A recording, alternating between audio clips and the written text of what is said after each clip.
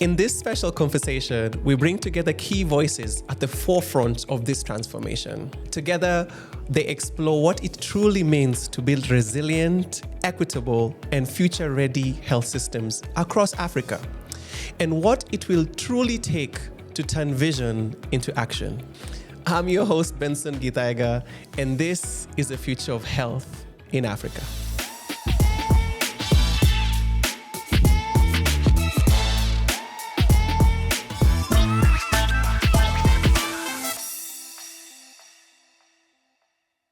I'm here with Professor Atwoli. Please introduce yourself properly. I am the international president of the World Health Summit Regional Meeting 2026 in Nairobi. This is the largest gathering of global health parties across academia, government and policy, multilateral organizations, private sector, civil society. This is the largest gathering that brings together all those players into the same space to look at the health challenges and solutions and actions that we need to take in Africa. We set out to start a revolution in African health. And the revolution is in absolutely reimagining the health systems on the continent. The most important thing is to acknowledge that the systems that were built for us to take care of our health were not fit for purpose. And secondly, they're broken. And thirdly, the people we relied on to prop them up are stepping back. And so fundamentally, we have to sit back and redo the architecture of the health systems in Africa so that firstly, they're built by Africans. And secondly, they're built for Africans. We all have a role to play. Private sector has a role to play. The government has a role to play. And once we collaborate, that's what will help us to be able to grow. Another thing that struck with what I learned yesterday was that out of here, we shall live with accountability. Will be accountable to a declaration that will be made. So we shall be held accountable. We just don't come meet, we just come, don't talk, but we shall be accountable. And every person will have a role to play in that accountability. It's very interesting. You're the first person we're interviewing from the summit who's from mental health. Awesome. We've had some people from therapy. Why is this important for mental health in terms of the World Health Summit? Why is it important? I think when you're talking about mental health, one of the key challenges that we've been having in Africa is most mental health knowledge is usually from the Euro-American, Eurocentric perspective. So the fact that we are Africans and we are doing the work around mental health from our community, from indigenous knowledge and all those kind of things need to be brought forward in the global stage. And the global stage has come right to our doorstep through the World Health Summit. So that is why we are able to discuss about mental health from all the perspective, from all the nuances, from all the intersectionalities of mental health that you are working on. And this is the right stage because everybody is here. So all along we've been talking about global mental health. So let's share a little bit about what African mental health looks like.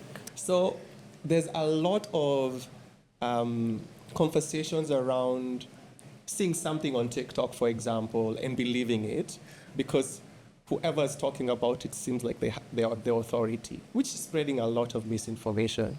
What are your comments around that? Healthcare, social media, and misinformation. I think social media is a good tool, but it needs to be regulated in terms of usage, in terms of, the message that people propagate there.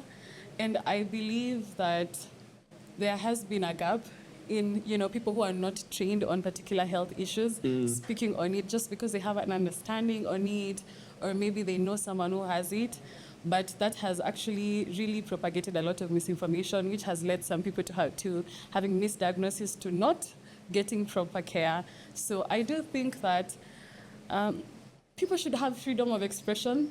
I am not against that at all, but kindly speak on what you're very knowledgeable on. And when it comes to health information, allow the people who've been trained on it to speak on it so that we have the right information out here. When you look at the global thinkers of the world that write in the World Economic Forum, what are the top threats to society? And misinformation and disinformation are number 2 amongst climate change and amongst armed conflict and a lot of other issues. So we have to do something about it. And unfortunately, we're in a place now where there's been more information that comes out that doesn't have the same sort of provenance that's necessary, doesn't have the same credibility in the old days when it was someone who was in a white coat or someone who was at a respected position that people would listen to and trust. So we need to build the base of communication and build better trust. We need to remember that if the health of a nation is compromised, everything else is in vain. Ooh.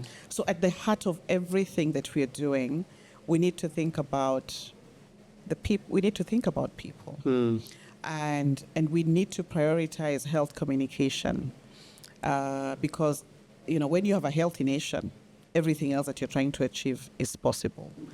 One of the challenges is that when you look at most newsrooms, there's a health desk that's separate from everything else. It should be integrated into every facet of a newsroom. When we get that and we understand that, then we're essentially doing what we're supposed to do, which is to serve humanity. The youth are not part of the focus. They're part of the ecosystem, but they're not the focus. And I think when it comes to looking at the space itself, so there's a lot of focus on the youth perspective, but not enough inclusion on youth participation. And you can only change the perspective from down to up, not up to down. That's an uphill battle you're fighting. So if there's inclusion from the youth to our seniors and from our seniors to the youth, then we're able to move forward actionably, not just, chanting every day youth power. Most of us are not included in these policy making tables.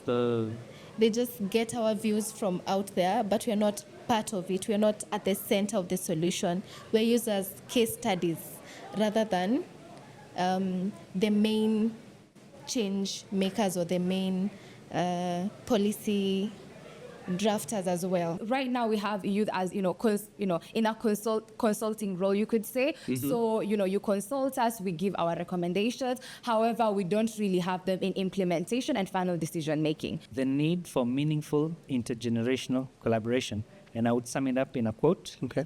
If you want to go fast, go alone. If you want to go far, go together. Go together. That's a wrap for day 2 at the World Health Summit 2026. We continue with more enlightening conversations on day 3 as we bring together voices from across the health system, from students, creatives, to policymakers. I'm Benson Gitaiga. See you on the next one.